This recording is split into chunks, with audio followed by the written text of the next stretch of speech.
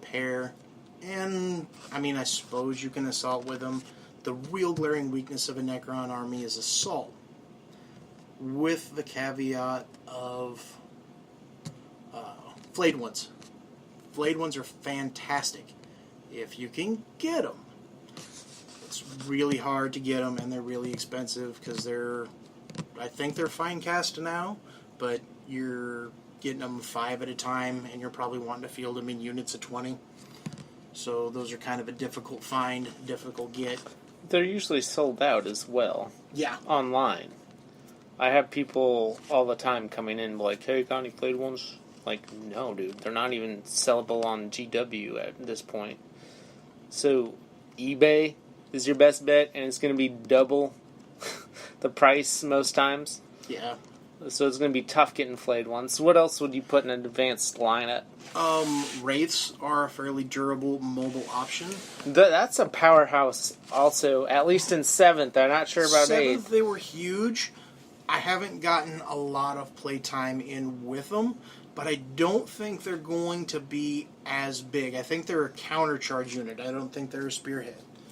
So they're not going to be the melee monsters they once were. I think that you're going to see less people equipping them with particle whips and more the pistol or, I forget the destructor option, their heavy weapon, because you can actually move them and throw down a decent amount of damage. And pistols you can shoot in melee combat.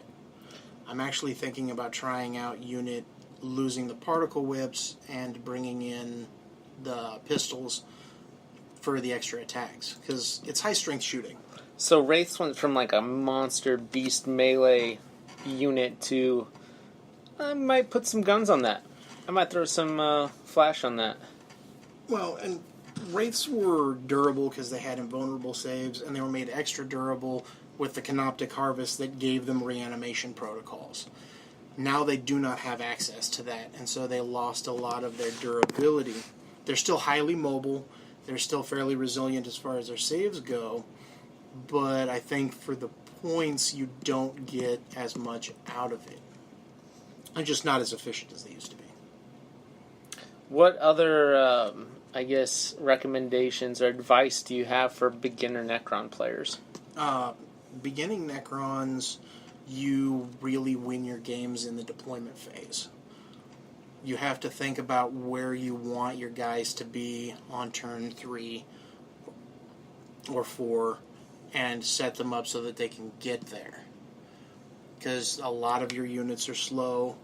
Since you're kind of that impending doom, you're moving across the table, you have to really kind of figure out how you want to put yourself together. That and a lot of your power comes from those HQ synergies, so being mindful of where they're at so somebody can't sneak a unit around and get shots on your Lord before you're ready for that, knowing where their snipers are at, and being ready for deep strike. You really have to think about the deployment phase and how your first couple of turns of movement are going to go. Good advice. Let's do a quick battle report of how our battle went, how you felt it went. I know I got turn 1, I got movement, so I, of course, pushed up my boys, and we're trying to run them. Rolled a 2 for my run, so I didn't get across the board as quickly as I would wanted. And I did not push it too much on my truck full of flash kits, and I didn't push it too far with my Death Dread, because I just wanted to be haunting you ever in the background, making you think about it. Should I shoot at it? Should I focus on his boys? The Death Dread is scary, but not as scary as boys coming at you. So that was my movement phase. I didn't really do too much damage to you. Not that you couldn't handle. And then it was your turn, and then began the carnage, I would call it. Well, I reserved my monolith. I knew you were going to come at me from the front. I was hoping that you were going to come at me a little bit harder than you did, but you rolled really bad on your advance. Really bad. And I wanted to drop in behind you because you had all of your HQs right in that back. I wanted to drop that monolith out and put shots on your HQs. You didn't give me that option, so I kind of had to drop it a little bit around the side. Mm-hmm. I didn't get the shots where I wanted them. Past that, I was playing really conservative because I'd never faced orcs before, and I really kind of didn't want to give you the option to charge me. Unfortunately, I got a little bit too far up with my scarabs, which gave you an option to kind of hop in with your knobs, and that hurt. Yeah, turn, I think that was beginning of turn 2. Yep, beginning of turn 2, you were able to just pull off that assault with your knobs. And a ridiculous 12-inch assault with 20-some boys, like 22 boys. My boys didn't let me down. I got the knobs. I had my so I had my Scorcho with my boys. It's D6 assault. I burned up his scarabs, and then it was a pretty easy. I was only 7 inches away from your scarabs at that point, so It was a pretty easy roll. It would have been re-rollable if I didn't make it. So it was, and then my boys, it was all or nothing. You were melting face. You killed like 7 or 8 boys in just your first shooting phase. Yep, I took 8 boys. I put wounds on your can. And I took a couple of your knob models as well. I needed my boys to get in before they lost. If they're at 19, they lose an additional attack. So of course I'm like, yeah. So I throw boxcars, and I literally did a victory lap around the store, which was fantastic. I mean, we needed a Chariots of Fire moment. Yeah, it was. Arms were outstretched like I had wings. I was screaming at the top of my lungs. Even though 10 minutes before that I was throwing dice at the window, I was cursing loudly. I believe people walking by the store were rushing their children so they wouldn't be able to hear me. There was earmuffs involved. It was pretty bad. Cause it was epic. It was quality. I have a 5-up Envuln because of my Big Mac, and I missed all of my saves. It was kind of upsetting. My question is the orc wall not a thing? Because you issued no wall. I was disappointed. I didn't wog, but at the same time, I feel like it's only necessary when you have a war boss with the rule to wog.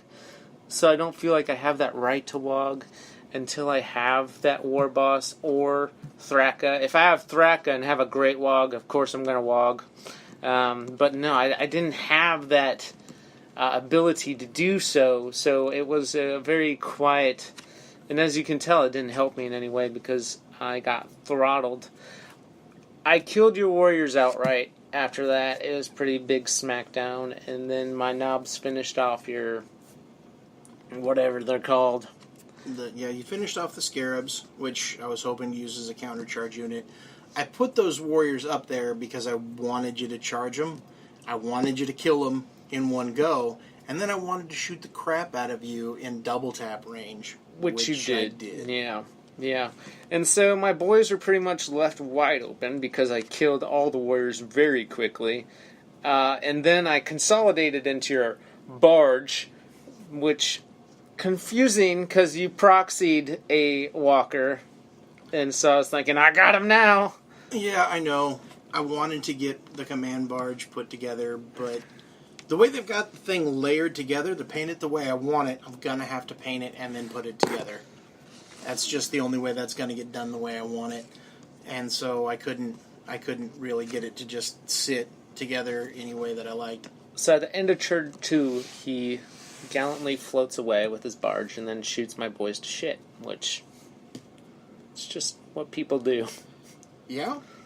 Barge rolls away. I give him a full battery of that.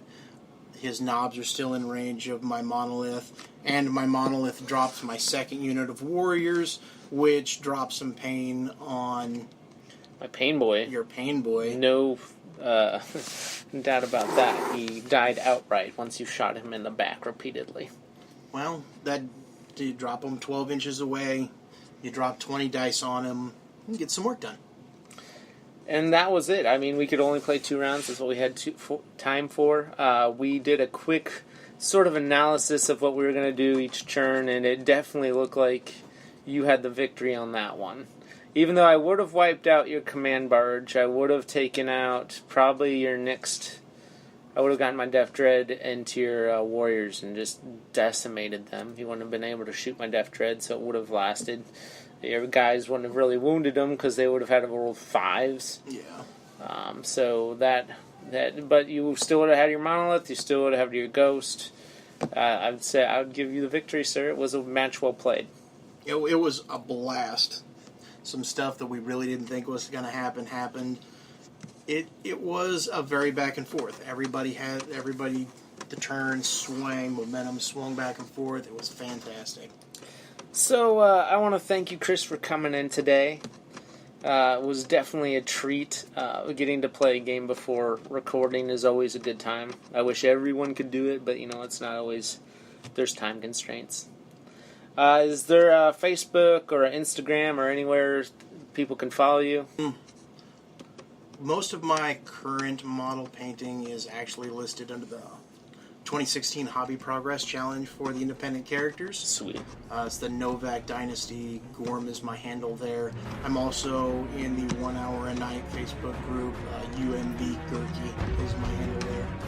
Very cool.